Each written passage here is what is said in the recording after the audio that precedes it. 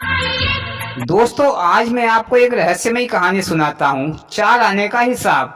बहुत समय पहले की बात है। चंदनपुर नाम का एक गांव था। उस गांव में एक राजा रहता था। उसके पास धन दौलत की कोई कमी नहीं थी। सारी सुख सुविधाएं उपलब्ध थी। राजा के राज्य में उसकी प्रजा सुखी थी, पर वह स्वयं बड़ा दुखी था।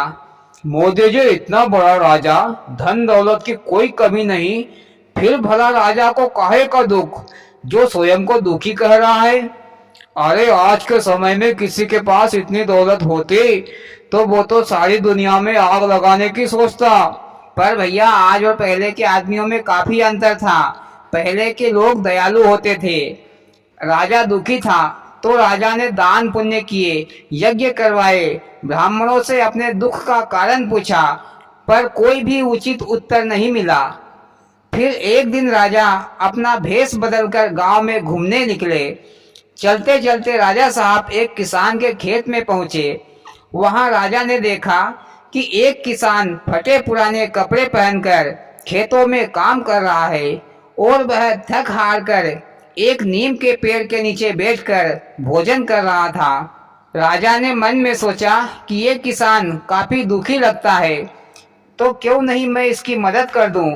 फिर राजा उस किसान के पास गया और राम राम श्याम श्याम की और कहा, भैया, मैं तुम्हारे खेत में से गुजर रहा था तो मुझे तुम्हारे खेतों में ये 4 सोने की मुद्राएं मिली है, इसे तुम रख लो, क्योंकि तुम्हारा खेत है। तो उस किसान ने कहा, शेर जी, ये सोने की मुद्राएं आपको मिली है तो आप ही रख लीजिए, ये आपके भाग्य में होगी। मैं रोजाना अपने खेत पर आता हूँ, खेतों के चारों ओर घूमता फिरता हूँ, पर मुझे तो नहीं दिखी, क्योंकि मेरे नसीब में नहीं थी। फिर राजा ने मन में सोचा कि अजीब आदमी है, लक्ष्मी आ रही है पर यह भला आदमी उसको भगा रहा है। मोदी जी, वो आदमी तो बेवकूफ था। अरे, आजकल के लोग तो दूसरों का धन लूटने में भी जरा भी नहीं हिचकिचाते। वो तो उसके खेत में मिली है फिर भी नहीं ले रहा है। भैया, मुद्राएं मिली नहीं थी, राजा उसकी गरीबी देखकर दे रहा था। फिर राजा ने पूछा कि भैया, तुम कितना कमाते हो। तो उस किसान ने कहा, शेर जी, मैं 4 आने कमाता हूँ। एक आने को कुएं में डाल देता हूँ, एक आने से कर्ज चुकाता हूँ, और एक आने को उधार दे देता हूँ, और एक आने को मिट्टी में गाड़ देता हूँ। इस तरह मैं 4 आने खर्च कर देता हूँ। अरे, वो किसान 4 आने को इधर उधर कर देता है तो फिर खाता पीता क्या है, हवा पानी। फिर राजा ने कहा कि भैया, फिर भी तुम खुश हो। तो किसान ने कहा कि मैं खुश हूँ, क्योंकि मैं सही जगह पर सही तरीके से अपनी कमाई को खर्च करता हूँ। फिर वह किसान अपने काम में लग गया।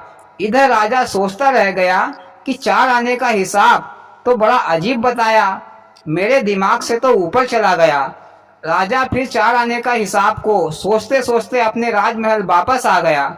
राजा ने दूसरे दिन राज दरबार में सभा बैठाई। सभी से राजा ने उन 4 आने का हिसाब का मतलब जानना चाहा, पर किसी को कुछ भी नहीं पता। फिर राजा ने उस किसान को सभा में बुलवाने के लिए अपने सैनिकों को भेज दिया। काफी देर तक खोजबीन के बाद वह किसान मिला, तो राजा के सैनिकों ने उस किसान को राज दरबार में लेकर आ गए। राजा ने उस किसान को आदर पूर्वक बिठाया और उस दिन की बात बताई कि मैं भेष बदलकर तुम्हारे खेत पर गया था, पर तुमने जो 4 आने का हिसाब बताया वो मेरे दिमाग में घूम रहा है। तुम्हारा हिसाब मेरे को समझ नहीं आ रहा है, तो अपना 4 आने का हिसाब तो बताओ। फिर वह किसान बोला, महाराज, मैं एक आने को कुएं में डाल देता हूँ, मतलब कि एक आने से हम सभी परिवार का भरण पोषण होता है, खाने पीने में खर्च होता है, और एक आने से कर्ज चुकाता हूँ, मतलब कि मैं अपने माता पिता की सेवा दुख तकलीफ पर खर्च करता हूँ, क्योंकि जब मैं छोटा था तो उन्होंने मेरे पर काफी पैसे खर्च किए होंगे, इसलिए मैं भी अपने माता पिता पर खर्च करता हूँ। और एक आने को उधार दे देता हूँ, यानी कि एक आने को मैं अपने बच्चों की पढ़ाई लिखाई पर खर्च करता हूँ, ताकि बच्चे पढ़ लिख कर जब ज्ञान से जो पैसा कमाएंगे वो ही उधार पैसे जो पढ़ाई पर खर्च हुए ब्याज सहित मिलने लगेंगे। और एक आने को मिट्टी में गाड़ देता हूँ, मतलब कि एक आने की बचत करता हूँ जो हम सभी के दुख सुख में काम आ सके। इस प्रकार महाराज मैं 4 आने को जरूरत के हिसाब से खर्च करता हूँ, इसलिए मैं खुश रहता हूँ। मोदी जी, आदमी तौर तरीके से चले, जरूरत के हिसाब से खर्च करे तो हर आदमी खुश रह सकता है। पर भैया आदमी मानता कहाँ है। आदमी तो अपनी चद्दर के हिसाब से 4 गुना आगे पैर फैलाता है और हमेशा दुखी ही रहता है। हाँ भैया, सही कहा। फिर उस किसान की बातें सुनकर राजा को समझ में आ गया कि आदमी को खुश रहने के लिए धन दौलत की जरूरत नहीं होती। जो होता है आदमी के पास उसी में खुश रहना सीखना चाहिए। और कहानी खत्म। वाह मोदी जी, क्या 4 आने की रहस्यमय कहानी सुनाई, मजा आ गया। और भाइयों, आपको कैसी लगी मोदी जी की कहानी? अच्छी लगी हो तो प्लीज वीडियो को लाइक और चैनल को सब्सक्राइब करें। भोलेनाथ सबके साथ।